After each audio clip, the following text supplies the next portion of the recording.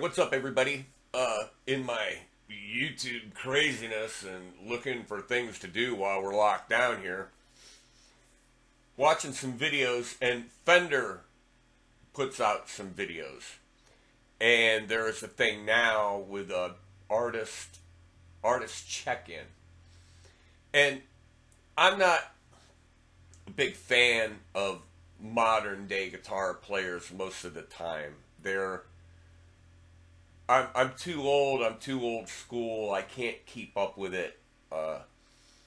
I'm not a shredder. I've never been any type of shredder or anything like that. And I've been more into harmony and melody and things like that. You know, everybody knows I'm a big lover of music of the 60s and the 70s, especially the 70s.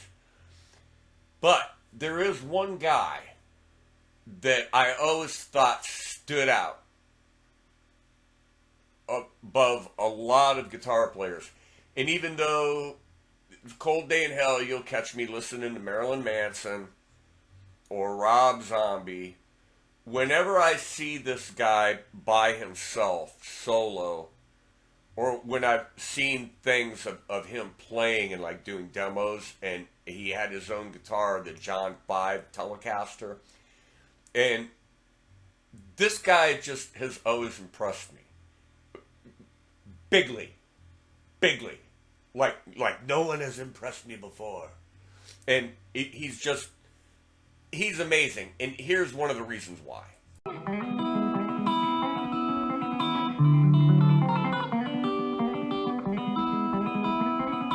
I've literally seen videos of this guy demoing guitars or checking out a guitar, and he asks for a pick. Does anybody have a pick? Does anybody have a pick? Is there a pick? Can you get a pick? They go, get him a pick. Go get him a pick. They get him a pick. They hand him the pick, and he goes like this.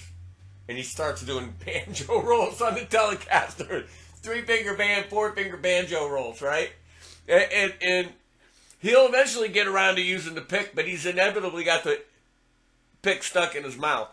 And anytime he picks up a guitar, he starts with like the banjo rolls and the country licks. And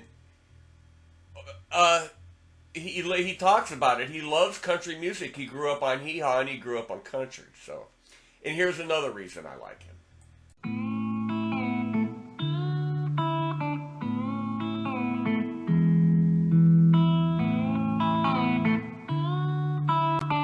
He does the behind the string bend thing.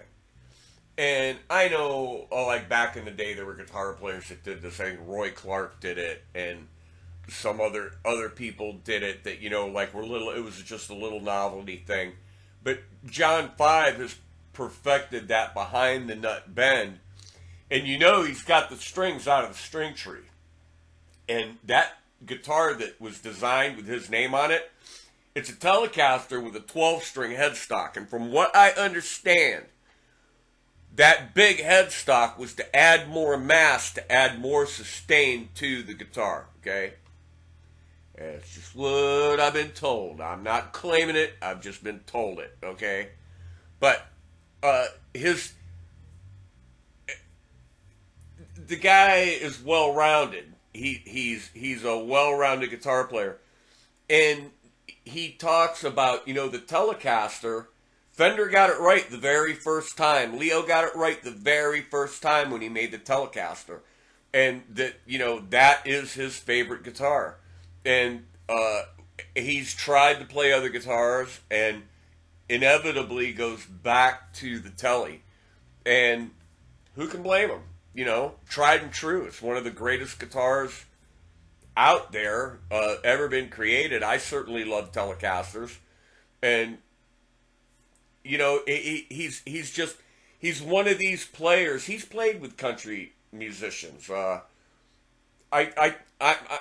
don't know if it's Taylor Swift or who he did play with, but he has played, you know, and backed up some real country stars and country stuff. So, you know, this is a well-rounded guitar player. And then there's this, and I'll talk about this after you watch it. We'll talk about it a little bit.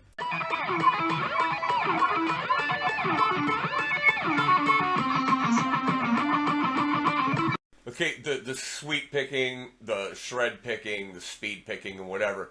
And what's interesting to watch there is you have to go back and you have to watch his eyes. He has to look ahead of time, goes there, then looks back, goes there, looks back, goes there, looks back, goes there, and that's hand-eye coordination. All right, and that is a big part of guitar playing is knowing where you're at and putting your hand where your eyes see, okay? Or seeing where you're going, and that all comes in with timing and technique and everything like that. And it was just interesting to me to watch that and how his head moves before the hand, and by the time the hand's there, he's looking back at the other spot. And it's almost like he's doing this, you know? And that's just how to get that perfect timing from a big position change from way low on the neck to way up high on the neck, and what you have to do with your eyes to get there. And that stood out to me when I was watching that. And the fact that, you know, he's just really just such an amazing guitar player.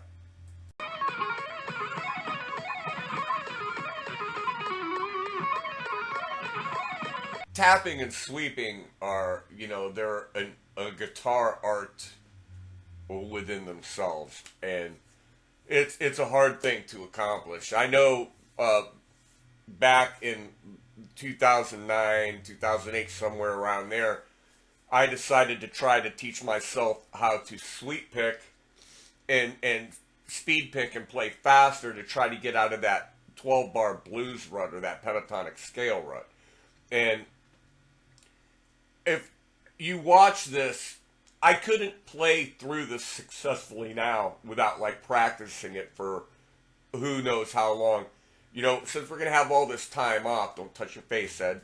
Since we're going to have all this time off, maybe I'll see if I can go back and be able to play through this whole thing one time successfully. I don't think I've got the dexterity and the motor skills left to do it. Considering that it's all picking and there's no finger picking involved, I might be able to pull it off. But this is where I was at then.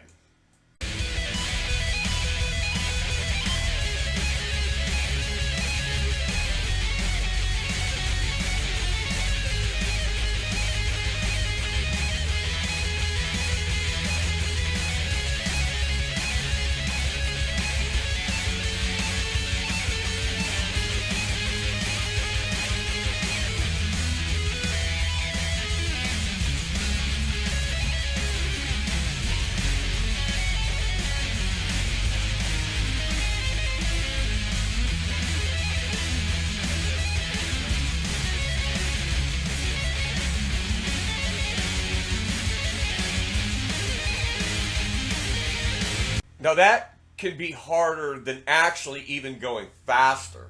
You can play some of those sweeps better faster. So keeping it within the timing of that tempo was the challenge. Now there gets a point like you'll have a habit of trying to sweep too fast when you try to do it.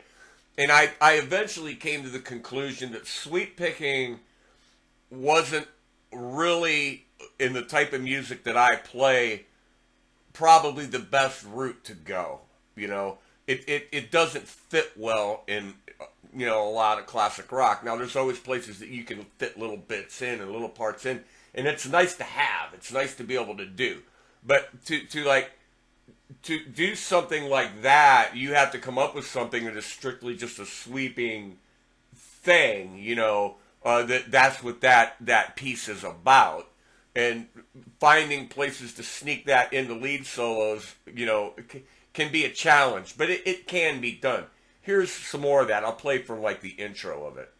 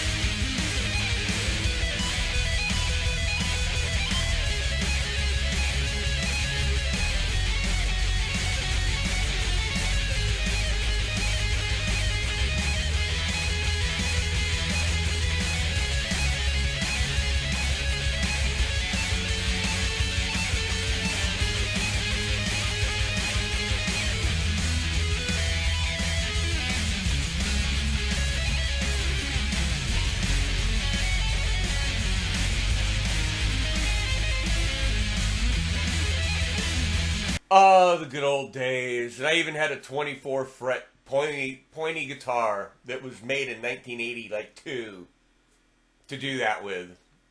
So now that guitar is probably around an 84, 83, 84, somewhere around there.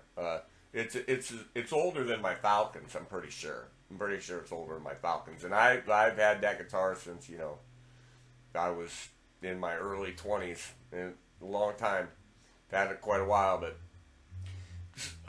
just I wanted to talk about something and talk about sweet picking, and I know a lot of you guys are into shredding and sweet picking, and yeah, I do a lot of country stuff and a lot of classic rock and stuff like that, but it's not that I'm devoid of this, and that I don't think that there isn't a place for it. Absolutely there is, and a lot of guys are just absolutely great at it. It just that's not me.